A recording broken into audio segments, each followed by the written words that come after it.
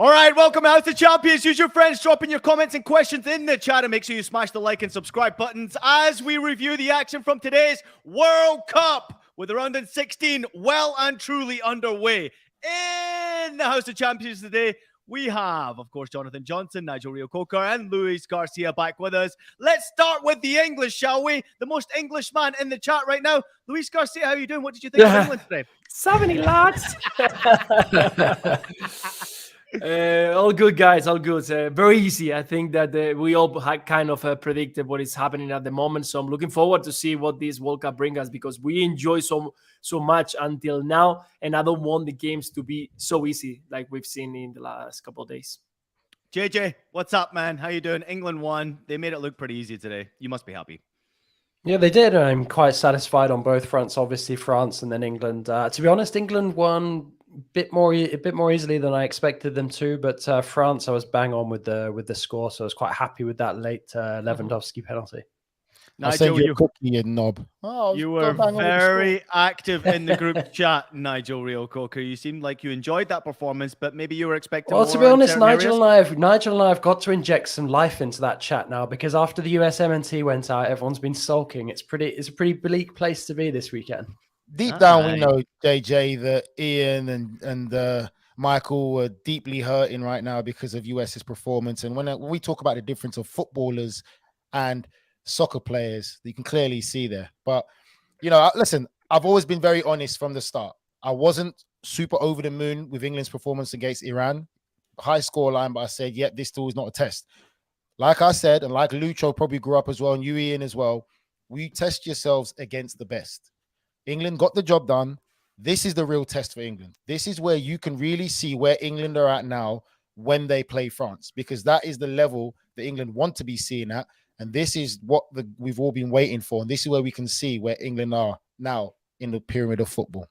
I feel like every time we do these intro questions, I should just miss you out, Nigel, because every time you're going for a record answer, it's like a 5-minute answer coming from you. Let me get into it. England got the victory, 3-0 against Senegal, thanks to Jordan Henderson. Harry Kane scoring his first shot on target at the World Cup, and Bukayo Saka scoring to make it 3-0. Harry Kane now has scored 11 goals at major tournaments for England, 7 World Cup, 4 Euros, overtaking Gary Lineker with 10 as the Three Lions all-time top goal scorer in such competitions. He is also chasing that historic number as England's leading goal scorer, now only 1 away. Let's get into the game. England took a moment to get going, JJ, but they did get going. What impressed you most about the Three Lions in that performance? Yeah, they did take time to get going, but I think what impressed me most was when they did finally hit their stride. They didn't stop. They weren't satisfied with just getting the 1 goal. Actually, my prediction for that was England grinding out a 1-goal win. So to see them, score 2 fairly quick fire goals and then add the third, I think that was quite satisfying to see, because we don't always see an England side that tries to go for the jugular once they've already scored. So I was quite happy to see Southgate take the leash off of his players to some degree.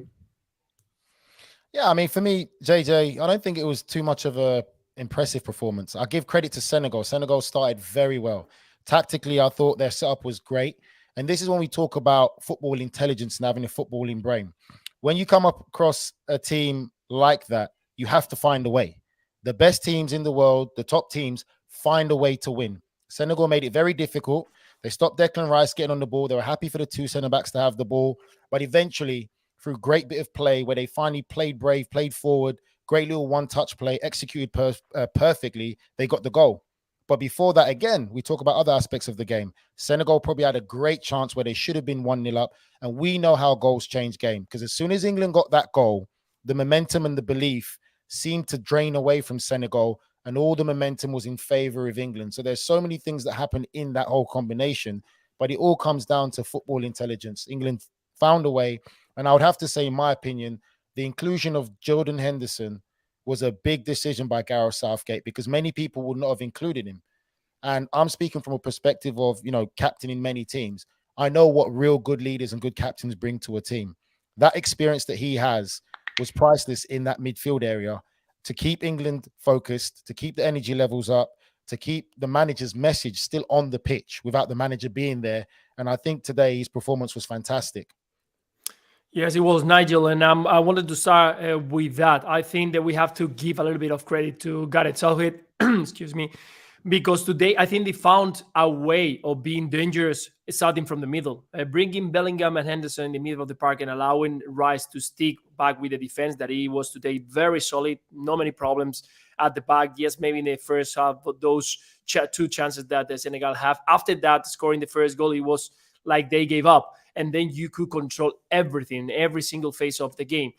And I enjoy very much as watching the young lads. Bellingham for me is such an amazing player. He's everywhere. He's in the right time. He knows what to do. He's always getting the right decision, and he's just missing to arrive and scoring a goal. But today it was very impressive. After we are going to talk about, of course, Foden, Saka wide open, trying to make the game big and allowing this Henderson and Bellingham to arrive in second line. So I was very, very impressed with the performance today. I think because they were solid. I don't want to take any credit from the English side, but I think I was expecting a lot more from Senegal. And the second half, even with the 3 changes that they made at halftime, there was nothing have changed it at all. The game didn't move to their side. They didn't press just for a few minutes, trying to get something. And in the second half, I think there was only one corner and not even one shot on target. So that's the way that this Senegal is going to end up this World Cup. And I'm a little bit disappointed with that. After, again, I think the England today was very solid, very convincing, and moving forward. Just a quick one, Ian. I see Rafa there with his comment. Pickford's save is not footballing IQ, but it's called talent. That's what that save was, talent. Big goalkeepers, top goalkeepers in the world, make vital saves at the right time to change the dynamic of the game. That's not football IQ, that's talent. Football IQ is the intelligence of being able to break a team down, find a way to get a goal. That is what I say when it's football IQ, Rafa. For me, Lucha, I'm a big fan of Jude Bellingham. I'm probably not as much as a lover boy of him as Ian. No, that's a lie. He's a top-class talent.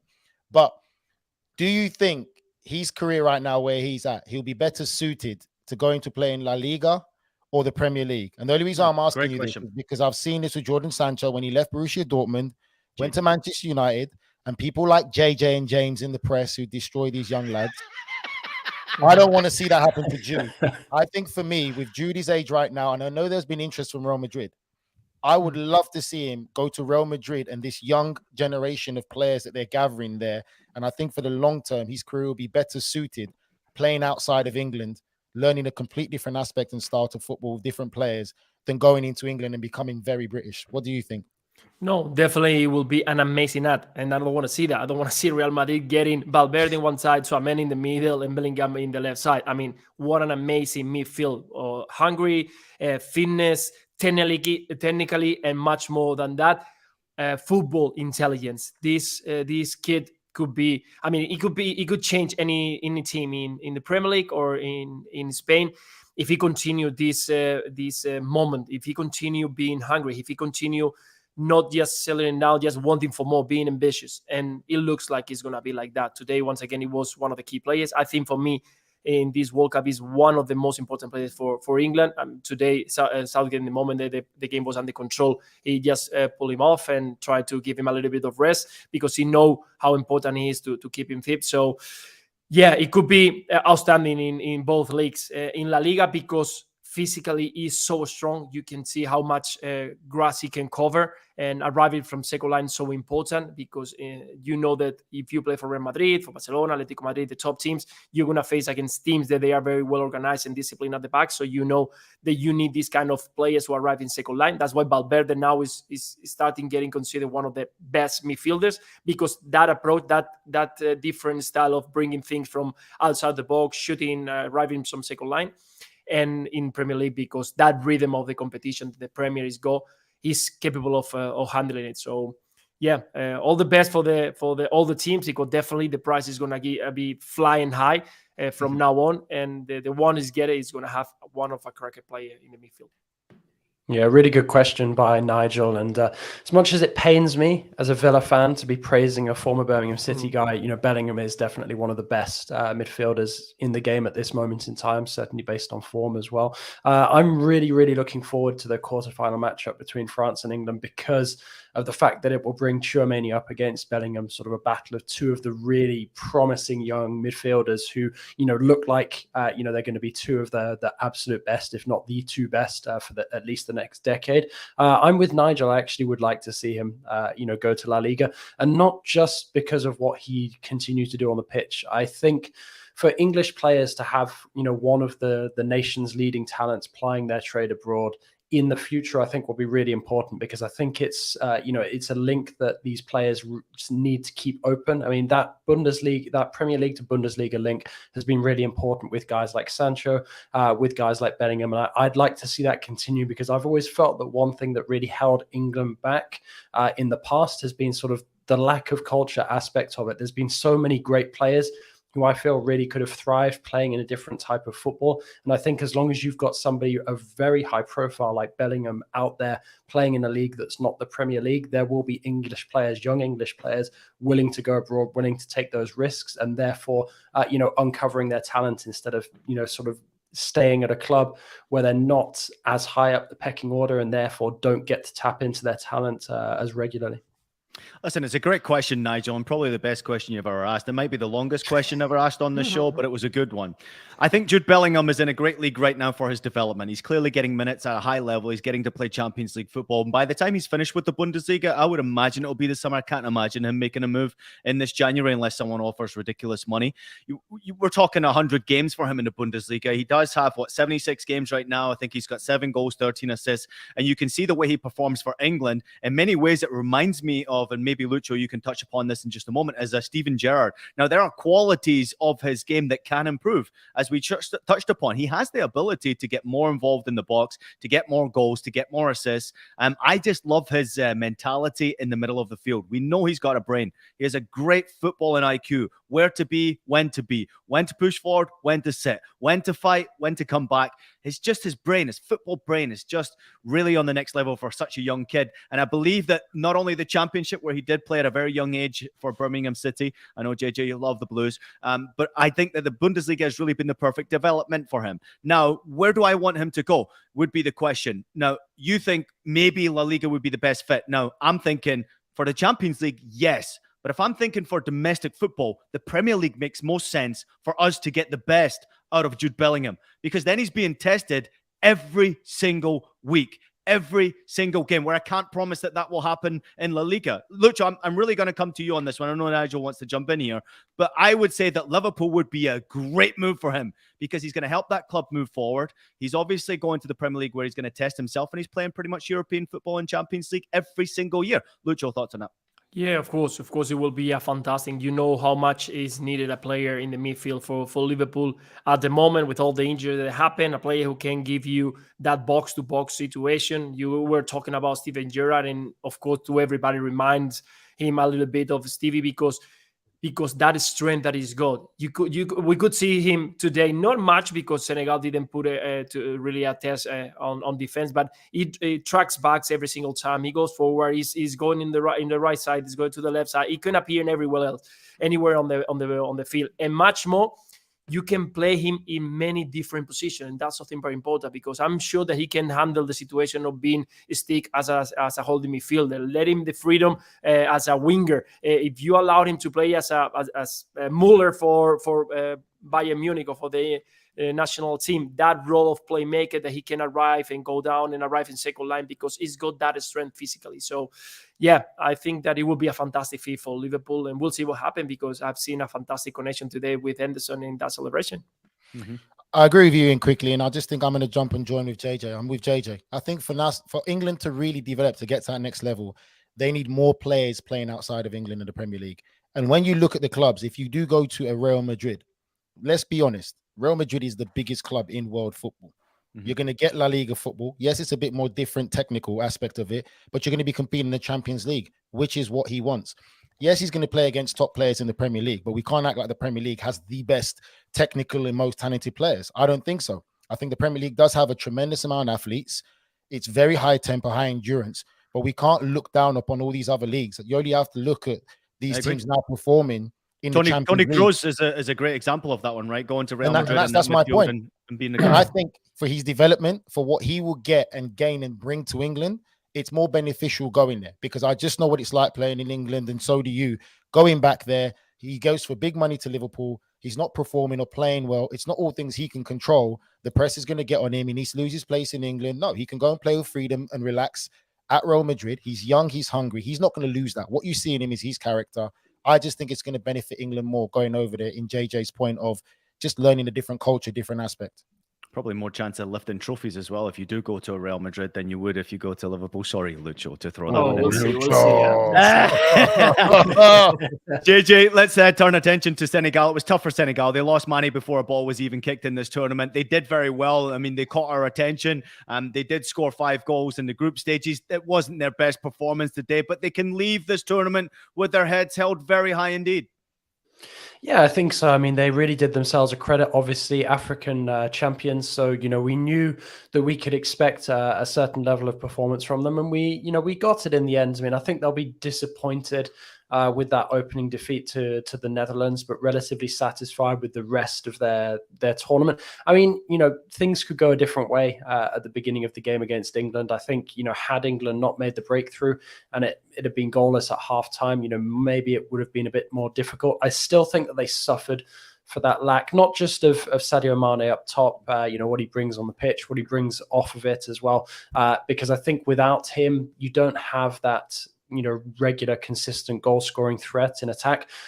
I'm a fan of Boulaye Dia, from his days in Liga and what he did with Villarreal, and he's with Salernitana as well. He's just not going to be scoring those goals that you need him to. We saw him miss a chance today against England. And I think ultimately, they paid the price for sort of missing out on some of that quality that obviously Mane brings. I do think, Aliou Cisse once again has put another feather in his cap, in his managerial cap. I'm wondering, how long it is before European clubs, whether it's in France, maybe even in England, start to look at him and try and bring him over. We know that he has a Premier League past, had a distinguished career in Ligue 1 as well. I think he's somebody who, to me, now seems primed perhaps for club management. I know that he is, he is essentially, the face of Senegalese football outside of Mane, but I do think that he's proved himself capable now of potentially going on to the club game. But yeah, I mean, overall disappointment on the day for Senegal, but I think that they will be happy that they managed to get out of the group. When they were looking at it, they were sort of considered to be sort of on the same level as Ecuador, and that one could have gone either way when they were playing each other in the group. Yeah, well said, JJ, and applaud the way Senegalese went after this one. Really interesting. Nigel, before we go to break, I want to get your thoughts on this one. No Raheem Sterling, he missed out into this game due to a family matter. It doesn't sound promising.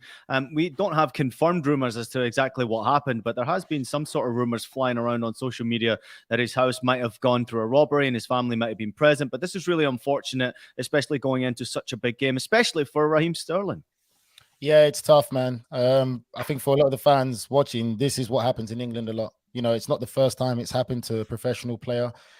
Their targets and their family are targets, and they are criminal gangs. These ain't just regular day-to-day. These are criminal gangs, organizations who will target footballers when they're away, and breaking into family can be very terrifying. It can really put a lot, not just on the family, but also on the player, where you start thinking about other things. And this is when football does take a backseat. So we hope all his family members are well. If that's the case, the story that's actually out there circulating.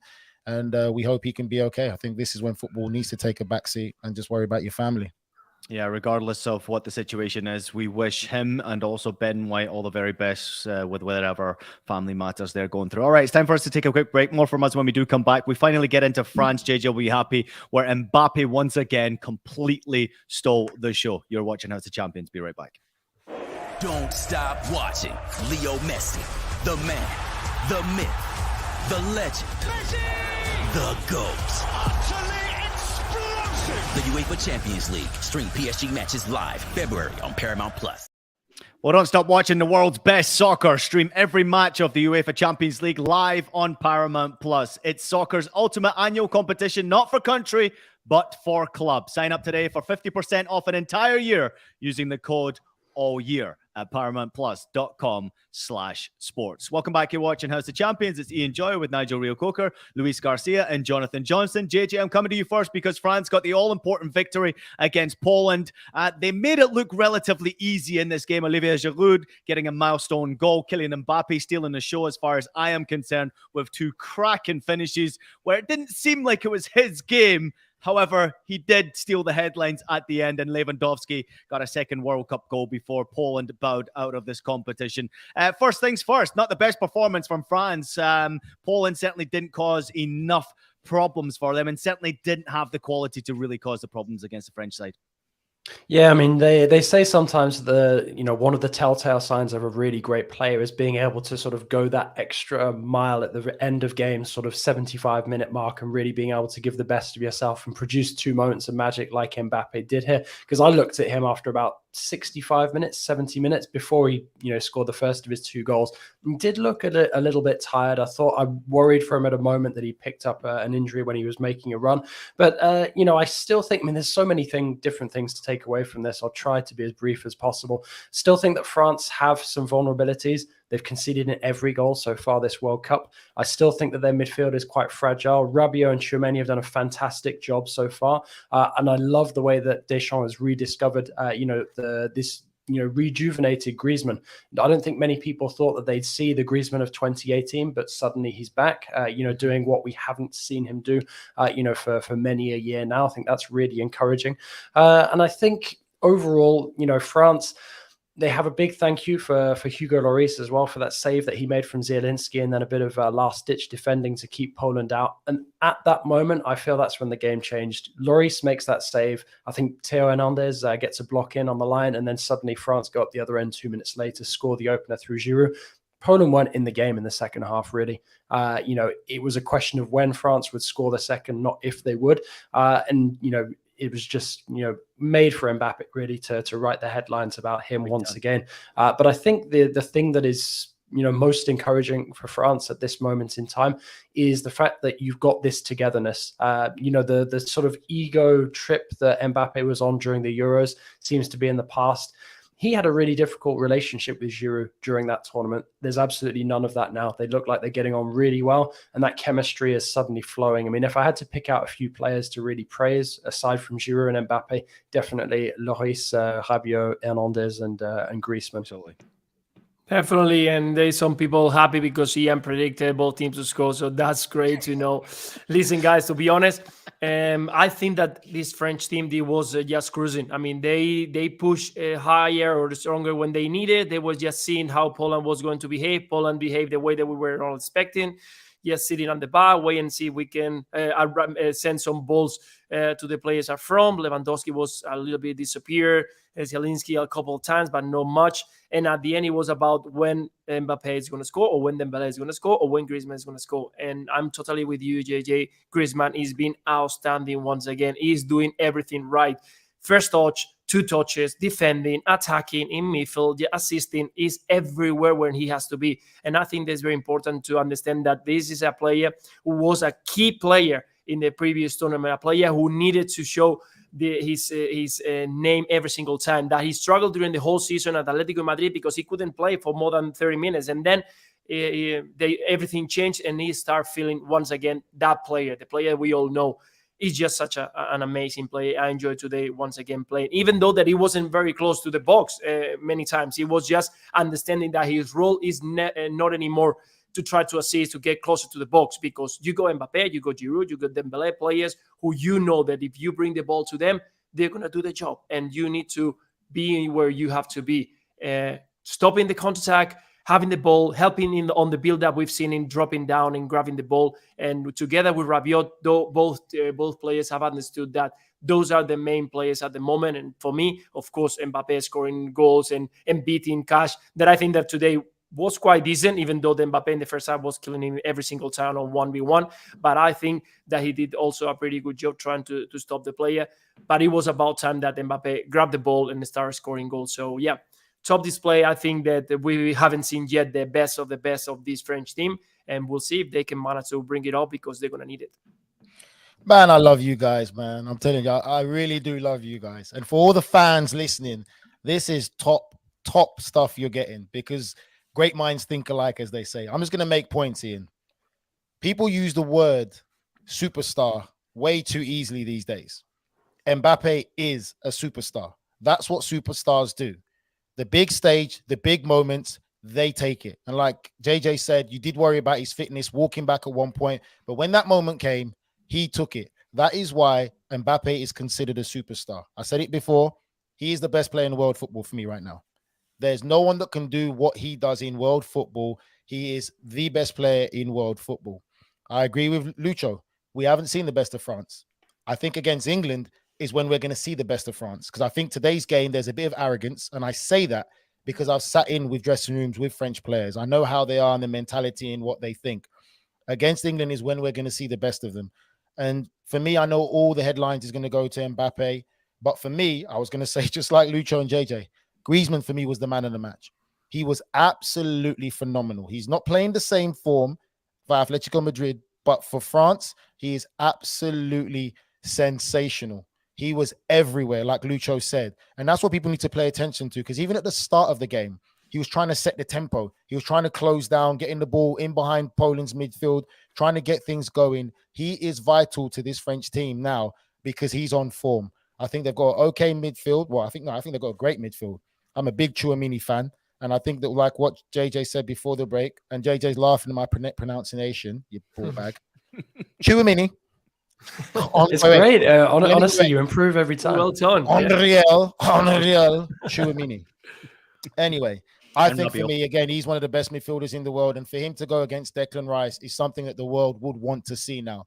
That is going to be a great midfield battle. And I think France versus England is going to be an absolute amazing game. Couple of stats for you here from Kylian Mbappe. He scored 5 goals in 4 games at the 22 World Cup, already surpassing his goal tally from the previous appearance in 2018, where he got four goals in 7 games on their way to lifting the trophy at 23 years age and 349 days of age. Sorry about that. Kylian Mbappe is the youngest player to reach 5 knockout stage goals at the World Cup since Pele in 1958, who was 17 years and 249 days. What an absolute superstar. And actually, when Lucho, you touched upon it there with Matty Cash, his performance against him.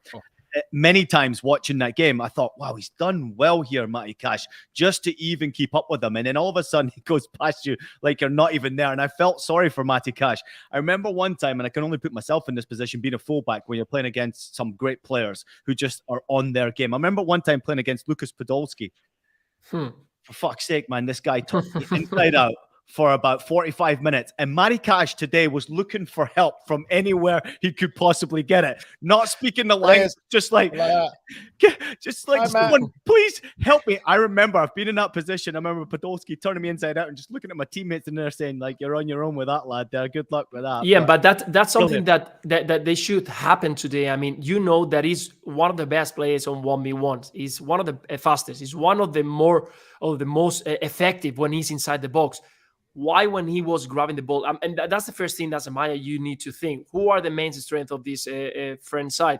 Mbappe on one side and Dembele. Every single time that one of those players, that you have to try and do a 2v1 situation with them. Every single time, trying to not allow them to be one-on-one with any kind of player. And Cash was many times alone against him. What are you going to do? Of course, on speed, maybe you can try to do, or if he's close enough, you can put your body against him and try to stop him. But in the moment that he's got 2 meters, you're done. I mean, there is no chance. There is no player on these days that can stop him. And no one. I mean, no one. And if you give him 2 meters to face you, you are done. So I don't know why there was no more help, no backhand play. I'll tell you why, Lucho. Because Kamil Glik looked like he's put on about 25 pounds and he was too slow in getting over there to help Matty Cash. He was like a truck trying to get over there and blown out of his arse, man. Listen, it was just a fantastic performance, individually outstanding. Before we get on to our predictions here, JJ, I just want to touch to you on real quickly this amazing achievement from Olivier Giroud's 52nd goal for the French national team, overtaking Thierry Henry. Just real quickly, your thoughts on him. I mean, this is a fantastic achievement for him. It is a fantastic achievement, but I think if you could pick somebody who is deserving of that kind of achievement, you'd probably go for somebody like Giroud. Always puts himself at the service of the team. gets goals, knows how to put the ball in the back of the net, but that's not all that his game is about. And I think the fact that he's come back from, adversity, kind of dropping out of favor under Deschamps, sort of 18 months ago, to come and play a part here, really sticking it in some of his critics' faces, that he's able to score goals in a World Cup after he didn't score at all during the 2018 success. I think I think it was Wenger who said the other day, he absolutely wasn't given anything in his career. So we should all be bowing down in front of what Olivier Giroud has achieved. I agree with that, because I think that everything that Giroud has, both for club and country in this fantastic career that he's had, he's had to work extremely hard for it. Olivier Giroud, at 36 years old and 65 days, has become the oldest goal scorer in the knockout stages of a World Cup since Roger Milla did it in 1990 round of 16 game against Colombia. He was 38 years old, and that is 10 years younger than Nigel Rio-Coker. All right, let's get your predictions real quickly around the horn. It's France against England. Looking forward to that one in the quarterfinal. Lucha, I'll start with you then, JJ, and then Nigel. Quick comment, quick prediction on what you think will be an outstanding game, Lucho. Oh, amazing game. Again, we could see this on the final, and that's why we are enjoying so much this World Cup, because these games are going to come fast. I think I'm fast. And England, France, oh my God, I don't know. England looked very good today, very solid, attractive going forward. It's going to be enough to play against this France side, then in counter-attack are very dangerous. Today, I think they were not tested. So if I have to go for one, even though that both teams could go through, I'm going to go for France because of that speed that they got from. I think having Mbappe in your side, having Dembele in your side, I think that's something different. That's something that on these days, very difficult to have. I know that England's got Xhaka on one side, is got today falling. It was fantastic. They got Sterling maybe or Grealish that they could also join them. But I think that at the moment, Mbappe and Dembele in one of each side, I think it's just too much to handle. And I'm going to go for France in this one. Why are you wowing, Ian? Sorry, Dave. I just want to know why Ian's wowing because Lucho went for France. Well, are you surprised? He's a Scouser and he's going for friends. I'm trying to think with my head, not with my heart. Yeah. JJ, go. All right. Well, I already picked these out before any of the knockout phase games got played, and I'm going to stick with my prediction. I went for a 2-1 France win. I don't know if that will need extra time or not, but I feel this one feels like a final before the final to me, given the quality of the two teams. I do think that it has the potential to go all the way. I hope it doesn't go to penalties. Not sure my heart would be able to stand that, but I do have France shading it by a goal, so I'll stick with that. Go with 2-1. But I do think that France will have to put in their most complete performance. I agree with Lucho that at times they have been cruising. It's finally time that we see them step it up a gear. And we saw it at the World Cup in 2018 when they came up against Argentina. Perhaps we will see that here against England. But I've got them winning. I've got France winning 2-1. And I actually have Argentina beating Netherlands by the same score as well. Yeah, for me, I'm going to go for a French win. And the reason why I'm saying that is I've been in dressing rooms. I know what it's like to be an Englishman in dressing rooms with foreign players in there. All foreign players hate the English. They hate the English press. They hate the English arrogance. You got to think about the mindset about this, Ian. Mbappe now can stuff the Premier League to say, I'm one of the best players in the world, and he can show it against England's best. Olivier Giroud is going to want to score against England for playing it for obviously Chelsea and Arsenal. There's going to be that vendetta, and I'm sure JJ can add more to this. The French players have always hated and despised the English players, because they feel English players are arrogant, they're overrated, and they're not as good as they think. The mentality of the French players for this game is going to be completely different. The French will not want to lose to the English. And my final point is Dembele, Mbappe, and Giroud. 3 absolute different makers who can win a goal and win a game by themselves. That's the main difference I see.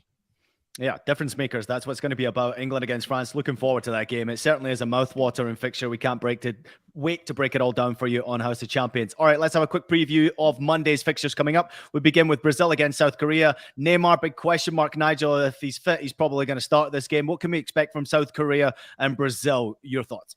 I think it's just going to be the same approach from South Korea. I think there's great belief there. They're going to have great support.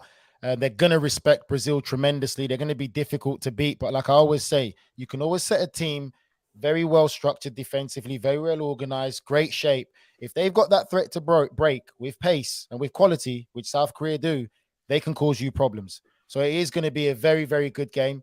If Neymar gets to play again, I think for me, he's one of the world players that's a difference maker. Because now most teams set up so well tactically, it's hard for players to break down, and it's that individual star quality, it's that individual personality that a team has that's the difference maker, and that's what Neymar is for this Brazil side. It's going to be tight, but I can still see Brazil's quality just being too much for South Korea, and I would say a Brazil win. Mm-hmm. Yeah, it's really interesting because a couple of days ago, I'd have said that this would probably be one of the more one-sided games in this knockout phase, and then suddenly with everything that's happened the last couple of days, you start to wonder a little bit, wonder what, Brazil are going to be going into this game like mentally. They've just lost a couple of players. Gabriel Jesus, I think he's got to go and have surgery now, which obviously is hugely unfortunate, not just for the Brazilian national team and the remainder of the World Cup, but Arsenal as well and his role with them so far this season. I don't have any doubt that I think Brazil will get past Korea here. I just think it'll be tighter than we first thought. I can see Korea, having a good go of it. I think they'll feel really, really happy with the showing that they put in to get themselves out of the group stage. But ultimately, I think Brazil's quality will tell. I really, really feel that this has the potential to be a risk for Čich if he puts Neymar on the pitch and Neymar's not fully fit and, Neymar takes another knock or something like that, because you can guarantee that the Korean players will be targeting him, knowing that he's just coming back from injury, having only played one game so far. So, I think I guess it would be a note of caution, for Čich, because I felt coming into the tournament that Brazil were one of the favorites, but there was something that might trip them up in the tournament. It seems like that thing that might trip them up is the injuries, non-availability. And if they were to lose Neymar for another couple of games, I have a hard time seeing Brazil going all the way to the final, which I was more confident about before the tournament.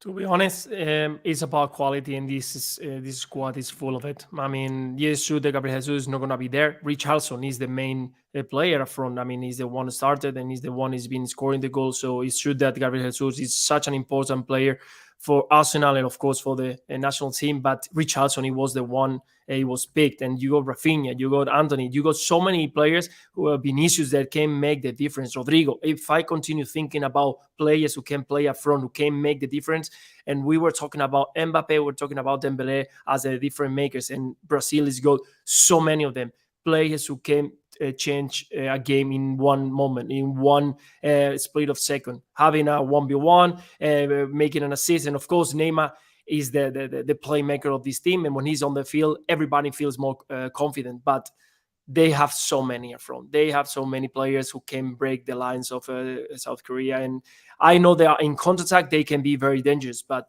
if this team allows Brazil to be dominant, to try to bring the ball to the players up front and make what we were talking about, isolate the players and make them go 1v1, I have no doubt that Brazil will score 2, even 3 goals. So let's see how it goes. Definitely, we have so many surprises, and Korea, if Son, Kang Lee, they are in good moment of confidence, having the ball, they can make the difference also up front. But I don't think that they got enough up front to change the side of this team. So I'm going for Brazil to go through. Just to add to what Lucho said, he's right. And when you talk about players and quality, Pedri's a player that came on the other day. A lot of people might not know about, plays for Flamengo. That guy is phenomenal. Happy feet, very talented, but he gives Brazil the option to go direct if they want, and to also go wide and get crosses in the box, which is not something we're not used to seeing from Brazilian side, but it's just the adaptability of this Brazil squad. And you time me, right? 30 seconds in, right? That was all I needed to say. I think, to be honest with you, you're all misunderstanding the thought process when I say a quick preview from each game. Let's go on to Japan against Croatia. I'm giving you 30 seconds each. I know it's the House of Champions and you do whatever the fuck you want to do, but at the same time, I'd still like you to be appropriate. Japan against Croatia. Lucho, I'm starting with you. Massive game for Croatia. I mean, what can we expect from them? We haven't really seen the best from Croatia, and this is a good Japanese side, man. Very good Japanese side, and you're totally right. I think the Kramaric needs to bring the A game. The person needs to bring the A game. We didn't see them in the previous game. Half of the field, you know that they have so much talent with Kovacic that it was impressive. I mean, I think he's been the best player of this Croatian team during this tournament. And if they can bring that A game, I think currently we've seen it just for a while in 2 games ago. I can't remember against who, but he was making the difference. So these kind of players for Petkovic to try to score the goals, I think they got just too much. Japan is a very solid team, a very disciplined. Physically, they are very strong. But again, we go to talent. If they can start scoring the first goal, then is where they're going to have a chance. So let's see if they can manage to do that. Yeah, I agree with Lucho. I think that this one has the potential to be quite tight. I actually have it as the only one of my picks in the round of 16 going beyond 90 minutes. I have Croatia coming out on top in the end, either on extra time or penalties. But I definitely think that Japan have the quality to hurt Croatia if Croatia, are not up for this from the very first moment. Croatia, to me, seemed like a team that need to be poked in order to get the reaction from them. They need that motivation, a bit like they had with Canada when you had Herdman coming out saying that they were going to F them. That seemed to light a fire under them. And I think Croatia needs something similar to push them through this knockout phase. It wouldn't surprise me based on quality to see Croatia just scrape through. But, if Japan were to pull off an upset, which is definitely within their capabilities, I wouldn't be totally shocked. I'm going for Japan. Because for me, I feel that athleticism will overpower Croatia in the end. Croatia, not the most athletic side. I'm not taking away from the quality, talented players they have individually, but we can't look like Japan don't have good technical players. Yeah. I just think in the end, with all these games they've played, I have a feeling that Japan are going to cause an upset, and I want chaos, just like Matt said. I'm going for Japan because of that for me. Yeah, very realistic with the way Japan are playing. And also, I must admit, haven't been too impressed with the way Croatia have played in this game. They did have that good performance in the high-scoring game against Canada, but 2-0-0 games in the other group games, a bit disappointing. So we want to see a bit more from Croatia to see them get past Japan, but this will be an interesting watch. Before we go, I want to get some final thoughts on you guys. There has been some interesting comments come up from Arsene Wenger, claiming that the team's focused on... You have not to lose the first game. Other teams who have experience, they have results in the former tournaments like France, like England, they played like Brazil, they played well in the first game. And the teams as well, who were mentally ready, like Jürgen said, had the mindset to focus on competition and not on political demonstrations. JJ, take away. Yeah, I mean, on Wenger, I mean, I think it's, obviously really disappointing, given who Wenger was during his days as Arsenal coach, to hear him sort of, being like the company man for FIFA, I think for many people is quite disappointing. I have seen suggestions that some of the quote was maybe taken out of context on Twitter. I haven't actually been able to watch the entire exchange to know exactly sort of what was put to him and the rest of the response. But even so, even in isolation, it still seems quite disappointing to have Wenger saying that sort of thing. And it's very, you can sort of tell that, FIFA have him saying what they want him to say. Lucho, what's your thoughts on that one from Arsene Wenger there? Yeah, at the end, this is I mean, he's talking about political. He's getting again as well political because he's in favor of FIFA, trying to talking about FIFA and what they World Cup and everything. I understand that at the end, everyone is trying to think on their own side. He's trying to forget about what's happened before and what is going to happen after, and they are going to try to focus on the World Cup and just about football. Of course, we need to do that at the moment, but we cannot forget what's happened just before to arrive to this World Cup, and it cannot be forgotten. Yep. Disappointing, like JJ said. All I'll have to add to that, Ian, is the fact of he says all these teams didn't do well because they were being too involved in the politics and politically motivated things. But the Dutch were politically outspoken, and so are the English, and they're in the quarterfinals. So what's he talking about? It's true though, right? The Dutch made political statements, so did the English. So what's he talking about? Well, Louis van Gaal made political statements. I don't know if the team necessarily made statements, but you absolutely heard the English. I mean, the English were all over it. The media was all over it, but we didn't really necessarily hear from the players. There was a lot of questions thrown at the players. They're still making a political statement with the taking the knee before kickoff. So they are still making political statements while they're in Qatar. So you're very, very right, Nigel. Ian, everyone here knows that dig there, the biggest dig was at Germany. That was what that dig was. But he just didn't want to call out the Germans. That's what that was for. JJ, go for it.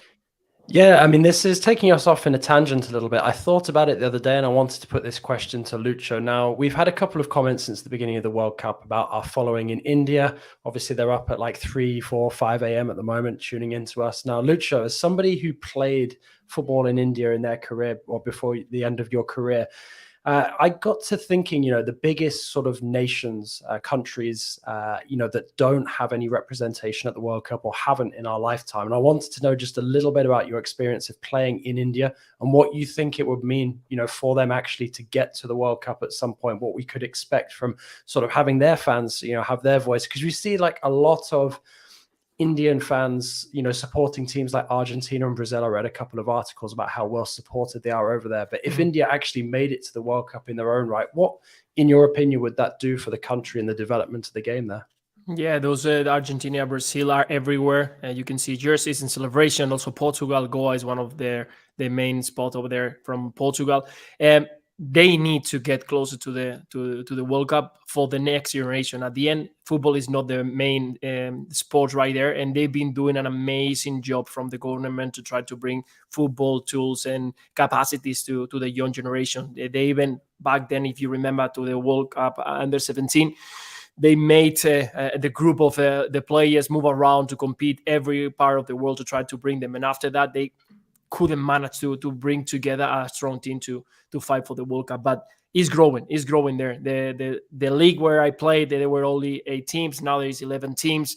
The country is getting more involved in football. They go more places. The kids can be allowed, because normally you could go on the bus and see just the young lads players playing cricket or different sports. Now you can see them playing football, and well, these kind of World Cups will bring something to inspire them, for them to want. There is a couple of players who almost have the chance. One of them play in Europe. So those kind of things needed to be done. One player coming to Europe, one player playing to the main leagues, so they can inspire to the young generations to want to play football. So it's getting there. Still a long way to go, but it's totally true, JJ. They are 1.3 billion people over there. They must be a Messi right there. They has to be. They just need to give them the tools to develop. They needed to give them the tools to have the chance of competing. Yeah, competing in a World Cup certainly gives the motivation, but it's not as if they need motivation when it comes to sports, Lucho. They are very passionate. We can see that with the following that we have here on House of Champions. We appreciate your support as always, especially recognizing the time of evening it is when you're tuning in to House of Champions. So thanks to everybody out there. Great question, great answer as well from Lucho. Before we go, a little bit of fun here. Paris Hilton posting a US men's national team comment. Nigel Reo-Coker, you look very impressed with this reaction from the US soccer, well, the men's soccer team handle. I mean, this is an interesting response here. Pretty hot. It's the stupidest thing ever. This is why the rest of the world laughs at America and laughs at the American national team for saying soccer. Like, this is just so stupid. Paris, there's so many famous people around the world from all different countries. You don't see their football federation posting them on their Instagram. It's not about celebrity and fame. Like, coach your players to become. This is just stupid. I'm sorry, it's just stupid. I got would you like one of those diamond encrusted shirts though, Nigel? Yeah, it's just stupid. She had to just bejazzle the shirt. She wouldn't even know how many players on the pitch. And this is why people laugh at them. She wouldn't. You don't follow football. It's just for fame and following. That's the problem. Spend more time developing players. Hey, Paris, from all of us here at House of Champions, would like to thank you for watching the show today, and we appreciate you liking and subscribing. From Nigel Reo-Coker as well, we send our love. Boys, great stuff as always, man. I appreciate you. I appreciate the comments. Today was a great day for French football, for Olivier Giroud and Mbappe in particular.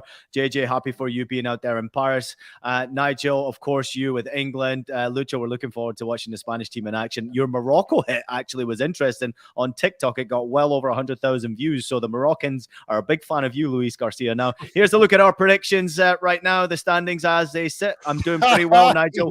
Doing pretty well. Ian is bottom. This is why you don't listen to Ian. He is bottom. Did you not see what Vic commented on earlier on here? The Joy Boy predicting and Vic cashing in. Yeah, let Vic take a screenshot of this. Well, does that mean your prediction was right after about 20 minutes in, and someone had to cash out 70 minutes before the end of the game for it to be right? Sometimes you just got to keep these predictions close to your chest, JJ. Boys, thank you very much. I appreciate you all. Thanks everybody out there for listening to House of Champions. Please take a minute to leave us a rating and a review on your favorite podcast platform. We're available on Apple Podcasts, Spotify, Stitcher, and anywhere else you listen to your podcast. Also available as videos, so subscribe to us on YouTube. We're back at it again tomorrow, 4 p.m. Eastern. Looking forward to catching up with you then. Nigel, Lucho, and JJ, have a great evening. And to everybody else out there, have a wonderful evening, morning, or wherever you are. Enjoy the rest of your day.